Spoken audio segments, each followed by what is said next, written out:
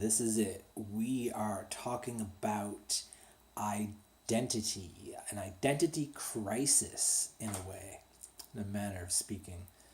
And so, what do I mean by identity? What I mean is the self, the version of yourself that you believe you are. Like, who are you behind everything? So behind the facade, behind the clothes, and like behind the name, like let's go all the way back to before you were even born, let's say. So your parents, you've been the egg has been fertilized by the sperm. The baby is known about. You're gonna be born eventually, and right then and there is when it all starts. So you've got your parents and they're caught up in anxieties. Is it going to be a boy? Is it going to be a girl? I hope it's healthy. What are we going to do for money? We're going to need a bigger place. There's all these things going on, and all these energies are around and influencing everything, going through the mother's body, right into the belly, right into you. You're being affected by this. You haven't even come out yet. You're not even really here yet. You're still developing, and all of these energies and influences around you, all of this hopes and dreams, the stresses, all of this stuff is coming into you. But so that's developmental for you. And on top of that, we've got like your parents. You've got these other people who already have a life, and they already have kind of an idea of how everything is going to flow along in their little timeline, and they're trying to come up with a way to fit you in, like a little block, to fit you into the whole scenario, into the storyline, into the timeline. And so, like, little things like even like coming up with a name. So they're looking through baby books of acceptable names for society, and what do these names mean? And if I named you Bob, what does Bob mean? And what does John mean? And what do all these different names mean? What meaning do they hold? What power do they hold within them that is also going to develop the person that you're to become later on? And so, like, even like myself, I'm a Jason, and my brother's an Aaron, and there's a story in the Bible of a Jason and an Aaron, and it fits all together. It's this Christian land that I was born into in the Bible Belt of Canada, down on the East Coast, and it all like ties together in this weird way of trying to create a person. So there's the real you, the soul, the spirit that's come down into that belly and is growing, and there's this pure essence of you-ness in there. And then on top of that, you've got outside factors, outside influences who are definitely trying to influence in some way, have a control over the you that you're going to become. So they've already picked out a name for you. So like, I remember I had a dog once, and my dog had puppies. She had like 13, 14 puppies. And I was going to keep one of the puppies. And I picked out, as they all, all the little puppies would live together in this little pen and everything. And over the weeks that you're not allowed to sell or give them away until they're a certain developed age. And so during that time, I was able to like see the puppy that I wanted. And during that time, I was able to see a personality start to develop and a character start to develop. And so I got to pick the puppy that I wanted and then apply an appropriate name to the puppy.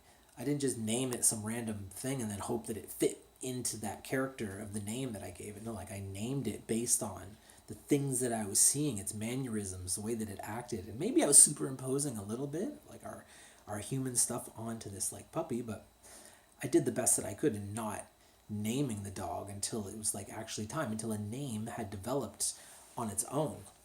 And so in the same way, you've already been like pre-chosen. Like your parents have been working on this thing for months. And oh, should it be?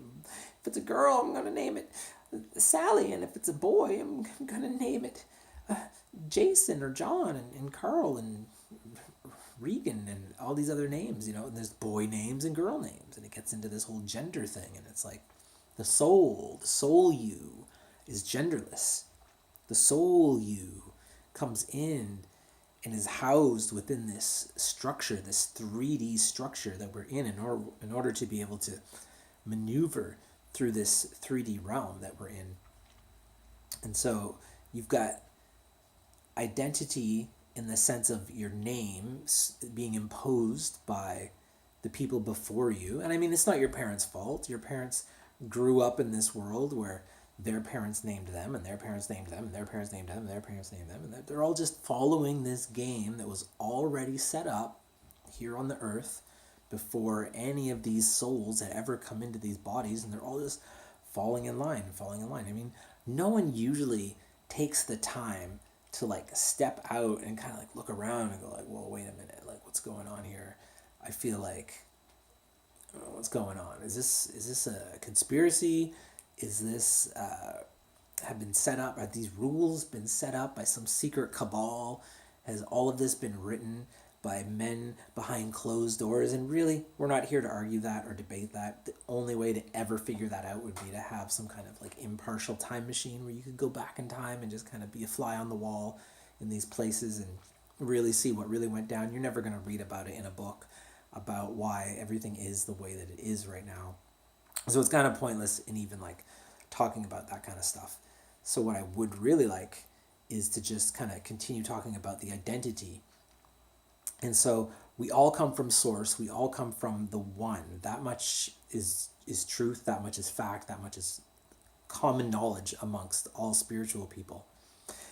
And then the thing that has happened is that we've been fooled, we've been duped into believing, so you are now born, and then there's your parents going, oh look, it's a little Jason, no, and they pinch your cheeks, and they start telling you over time and over months and over years, and that you're a Jason, that you're this Jason character, you're this Jason, that's your name, it's your identity, it's who you are. And after a while you start to believe it. So before, you came in as this soul of oneness and pure, true, just one solidarity. And then it's been shattered, it's been fractaled, it's been splintered out all over the earth through all these different incarnations into these bodies that we're in. And you're believing it. You're like, oh, I am this Jason thing, and I like to wear bandanas on my head, and I like scarves and bead necklaces, and these are the things, and I'm this and I'm that, and this is my identity. And we start to get attached to all these little things. There's so many distractions in this world that have been laid out ahead of time before we even got here. So yeah, I've been walking around like, oh, I'm a yoga teacher, and I'm a yoga teacher. And I did a little video about this like a couple months ago, but I'm trying to elaborate a little more here today on I am and the power of I am. So I am a human, like for sure, I am a human, but I am a human who teaches yoga. I am a human who meditates. I don't want to say I am a meditator. I am a human who meditates. It's verbs and nouns here that we're getting into. But beyond any of that too, I mean, that's just one little part. That's more like a self-identification aspect, which everyone does it. It's embedded in our society again. It's all wrapped up in this whole thing. So here you are, you've been born, you've come out, you're a Jason or a June or a Claire or whatever. You've entered out onto the world stage, and then it's almost as if that wasn't enough, because still, we could all go off and live in these little communes, little Smurf villages where everybody's equal, we all wear the same pants, the baker doesn't make any more than the candlestick maker, who doesn't make any more. In fact, there's probably no money. Everybody just makes stuff and does stuff and shares and gets along great with the unlimited resources that we have on the earth. And on the communal level, in a community, commune, small, tight-knit where you know everybody. Uh, on that kind of a level, it works great. In the big city levels and on these state levels and province levels, it doesn't work so good. It gets a little too hard to manage, too big. And so, coming back, we've got power structures in place that want to manage all of these individuals. So it's a divide and conquer. You know, if the one solitary, let's call it like Omega Soul, were to come into all of us and we were just born and we all just knew that we were all multiple moving parts of the same microorganism, or a macroorganism in our case, spread out all over the earth, if we all knew that we were all working towards one thing, we would be harder to control this one giant mass of us.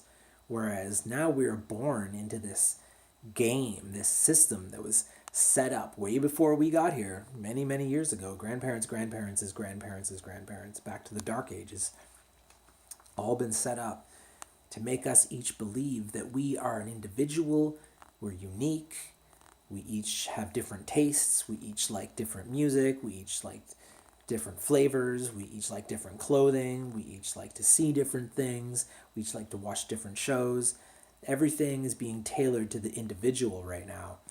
Whereas if by chance we were to all group and unite communally, we would be able, as a mass force, to be able to stop being put under these controls. And we're not going to get into what the controls are about. Is it about who we vote for to be in power, who gets to maintain the money, who purchasing power to control us to maybe buy stuff here and there? Like, none of that is even none of that even matters, because the point is that control is happening, and then we are being controlled based on our individuality.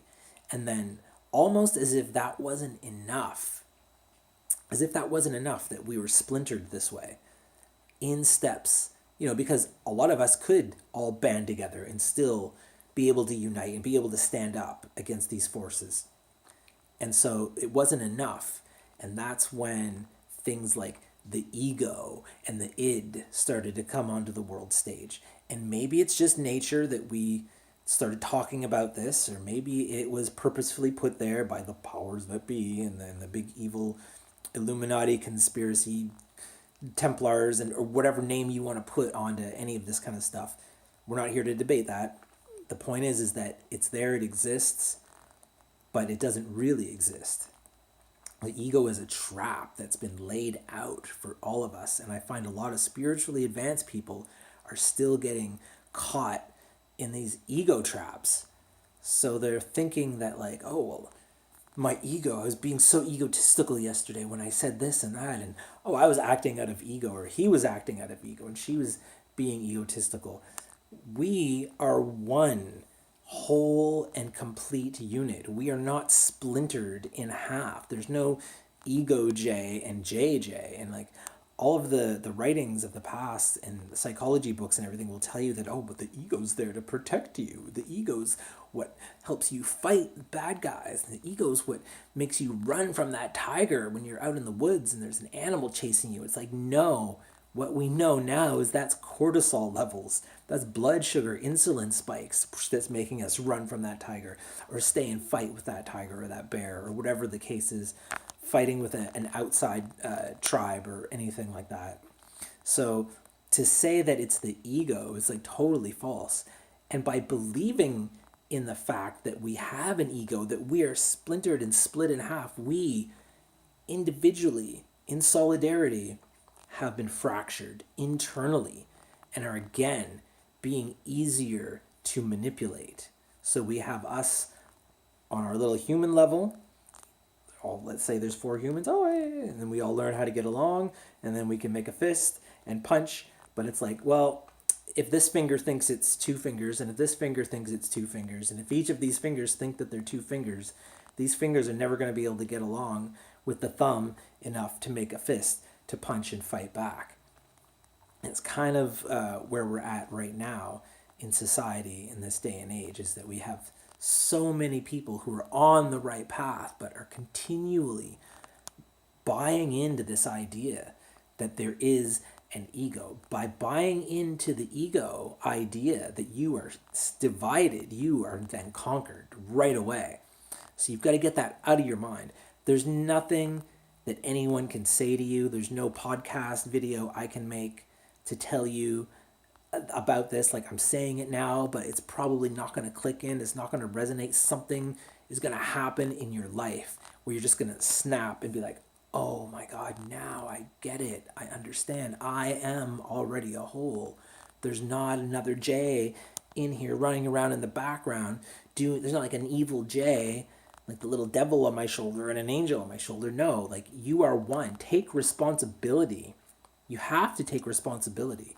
So by saying, oh, my ego self was saying all this nasty shit to someone yesterday at the checkout, I was so egotistically rude to them. It's like, no, you were being rude. I was being rude. And I now take responsibility when I find myself acting out in these ways, and I start to like label it like, oh, ego doing that. No. I was doing that, and I am totally sorry to all the people who I've said rude things to in the past.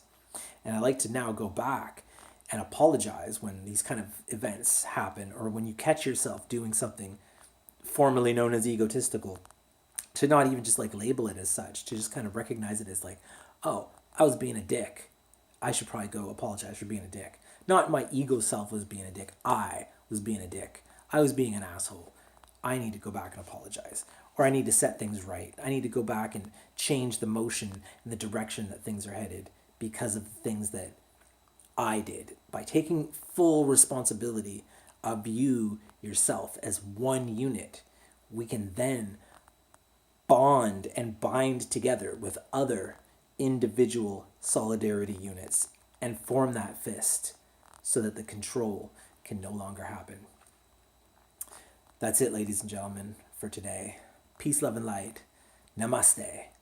And all that other good noise. And we out. Peace.